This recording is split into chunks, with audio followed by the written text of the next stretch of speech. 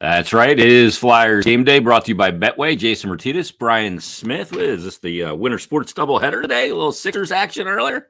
Yeah, we're rolling right out of Sixers, right into Flyers, and so far so good from the Sixers side. So hopefully the Flyers hold up their end here in this back-to-back. Yeah, Flyers played this team last week, this Winnipeg Jet team.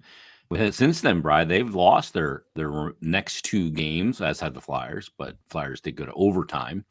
But Winnipeg, they're a team that is in a dogfight here in that Central Division of the Western Conference. But last week we saw Winnipeg on Sunday, I guess it was.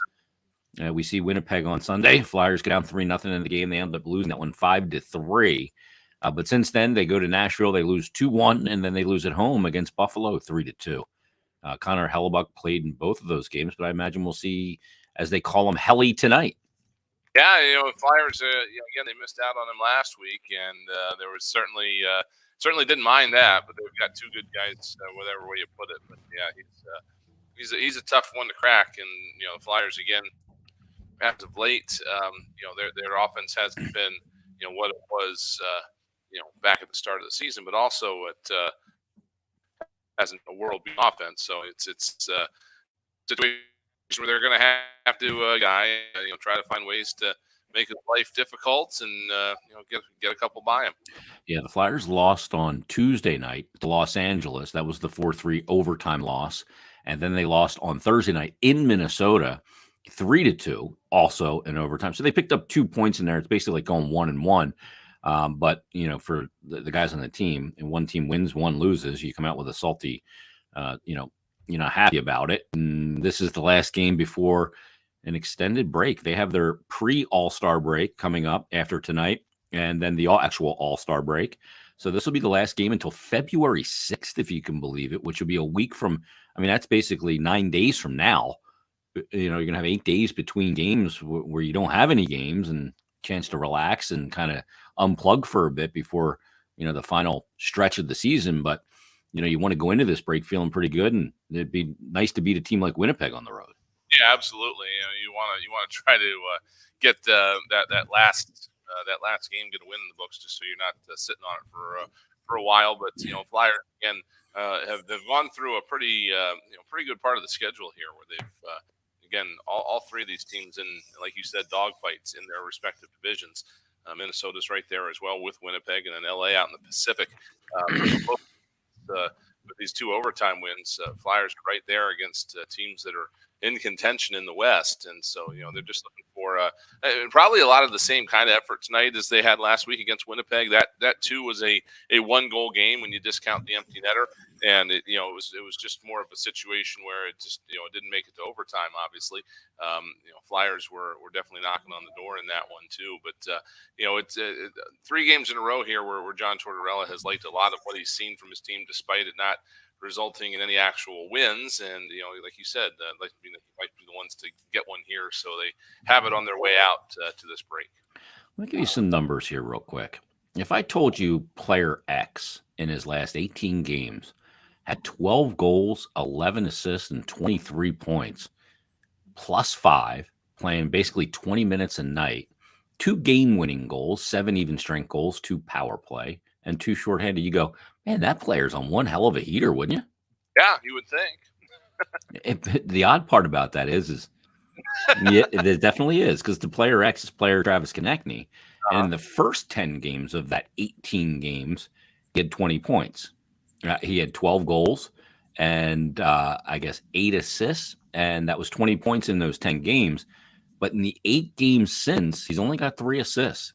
Really, his last big game was that win over Washington at Wells Fargo, where he had the hat trick in that game, if you recall.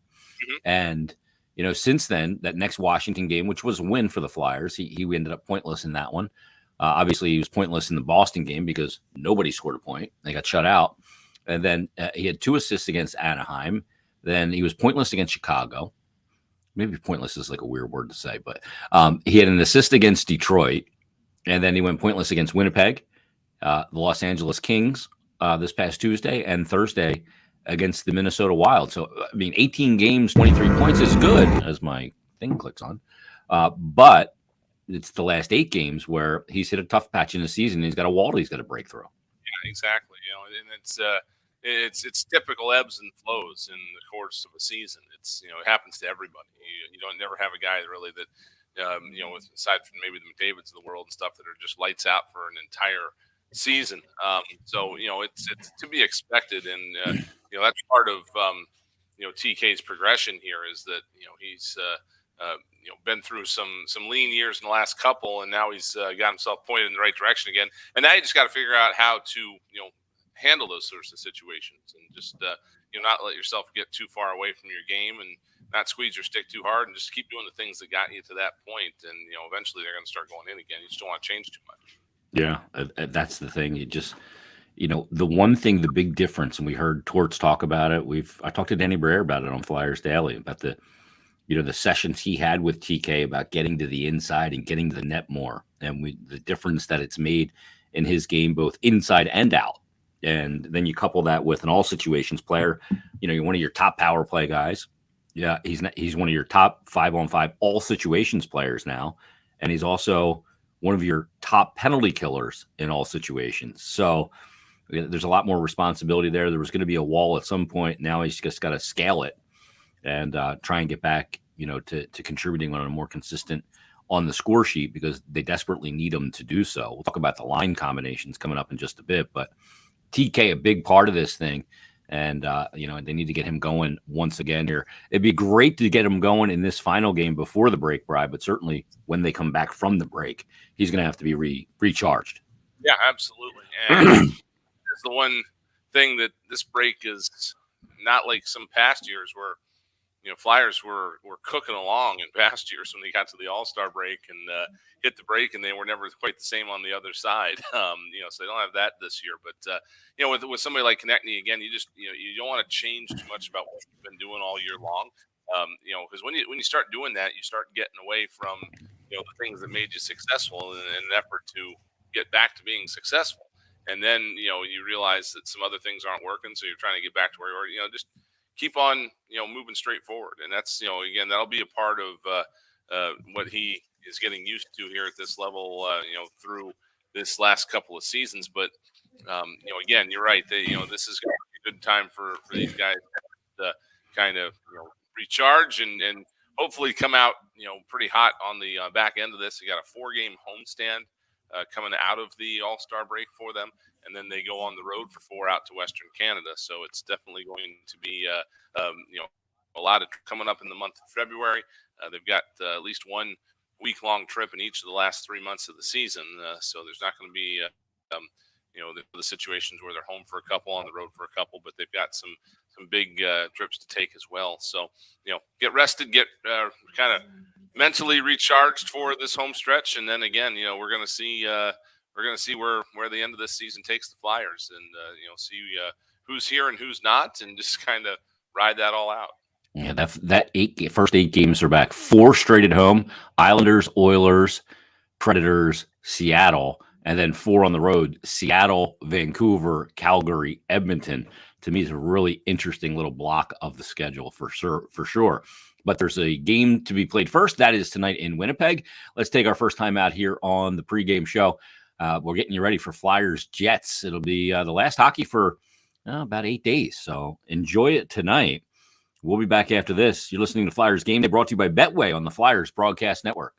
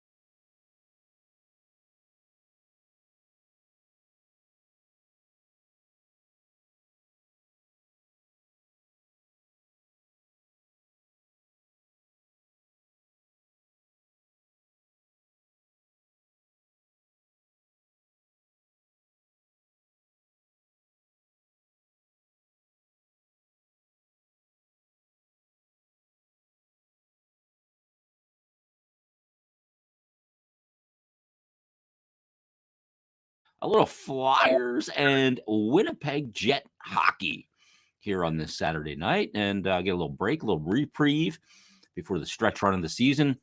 That basically month of play, Bri, that's going to lead up the Flyers to the NHL trade deadline on March 3rd. But we did get some news today, Bri. We have some newsy items here.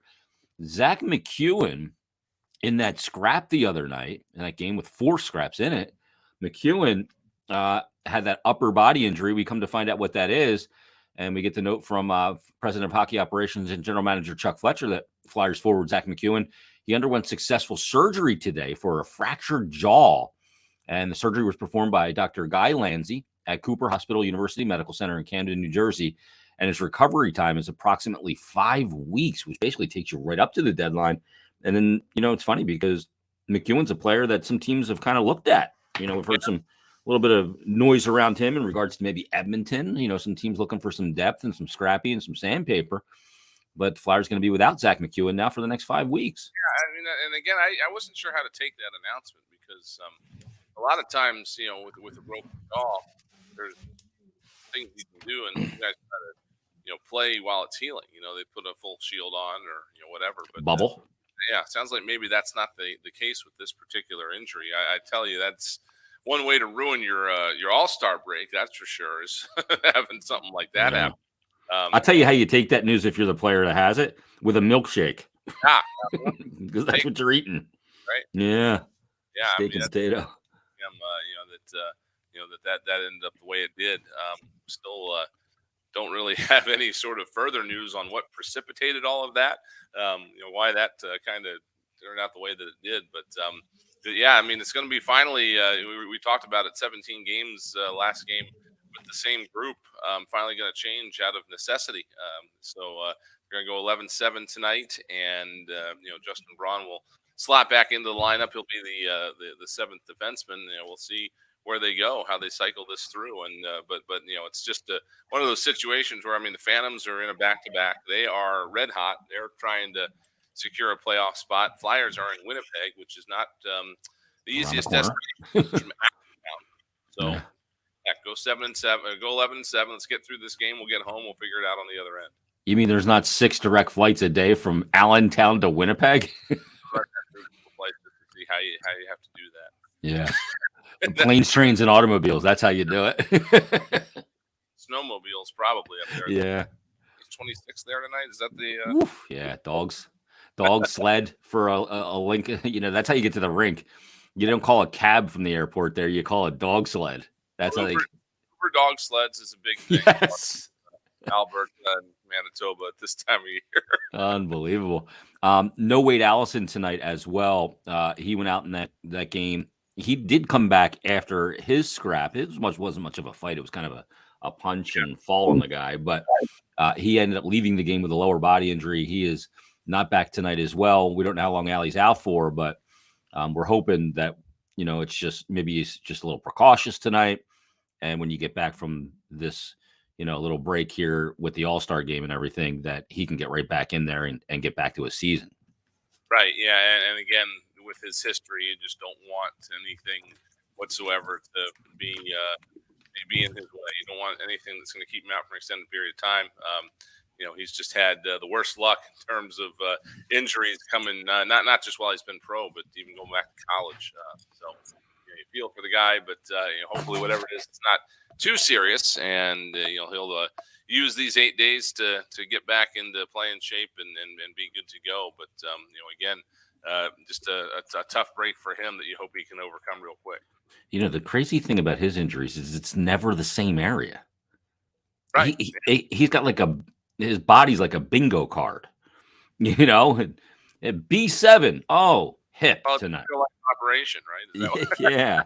With the little tweezers, and you're trying not to hit the edges, get the bone out. Yeah, exactly. That's old school with the glowing nose, if you will. But yeah, he's going to be out tonight, and you can get away with the 11-7 for a game, especially when you don't have another one to play the next day or the next 2 days. Right. From an energy standpoint, so you can manage that a little bit differently. It's when you're running 11-7 and you've got 4 games in 6 days that it becomes a real problem. Right. Yeah, it's it gets everybody out of their rhythm, and when you're playing 11-7, usually your top 9 get heavier minutes than they would normally because it's you have to rotate somebody in with those other 2 on the 4th line, and sometimes you just don't feel like dealing with it, so you just keep playing, and 4th line doesn't get out there at all, like that. So it does kind of throw people out of their rhythm, but that is the only benefit to it that the Flyers are headed into this break here. So once they get through the game, they don't have to worry about it. Yeah, it'll be good to see Justin Braun back out there. It's been a while since he's played. Yeah, I mean, it's what a stretch. And then Cooper Bellows as well. I mean, I'm not sure that he's played in a month. With Justin Braun, it might go back even further than that. But Bellows has not played since he's been up here. It's been a while for both of them. So that's another good thing that they both get in and get some action before an 8-day break. And because you come back out on the other side of it. I mean, you're talking 5 weeks, 6 weeks now that they haven't played. Yeah, breaks. That's a good thing. Yeah, when you haven't played in 6 weeks, it's almost like you need another training camp. You need some preseason action or something to sharpen the skills. I mean, that's a long time to not play a game. Granted, they're skating every day and working out and working with skills coaches and everything, but still, it's not the same as playing. You can't simulate, game action in any way, shape, or form in those situations. And plus, there just hasn't been a lot of time to practice, period, because you're still kind of beholden to the team's routine. Right. Yeah, you've just got to deal with what everybody else is doing and try to get as much work as you can on your own after the fact. You see these back to back. Sometimes guys, there's no practice for most of the next day. But you see these guys coming into the rink, and especially when you're on the road, it's just you and 3 other guys get up and leave the hotel with a couple of coaches, and you go to this foreign rink, and you're just there by yourself trying to do whatever you can. You're doing suicides. You're doing these skill drills and stuff. But it's not like you ever even have anybody to skate against. It's just a couple other guys. So it's after a while, it does get to the point where you have to kind of play your way back in once you do get back to it. Yeah, no doubt about that. Let's take our last time out here on the pregame show. When we come back, we're going to give you the Flyers line combinations. Somebody just said it. 17 games with the same lineup and all that stuff. But no, that's not the case tonight. So we'll give you the new line combinations and much more as we take you up to the countdown to face off and all the first period action from Winnipeg. We're back after this. You're listening to Flyers Game Day, brought to you by Betway on the Flyers Broadcast Network.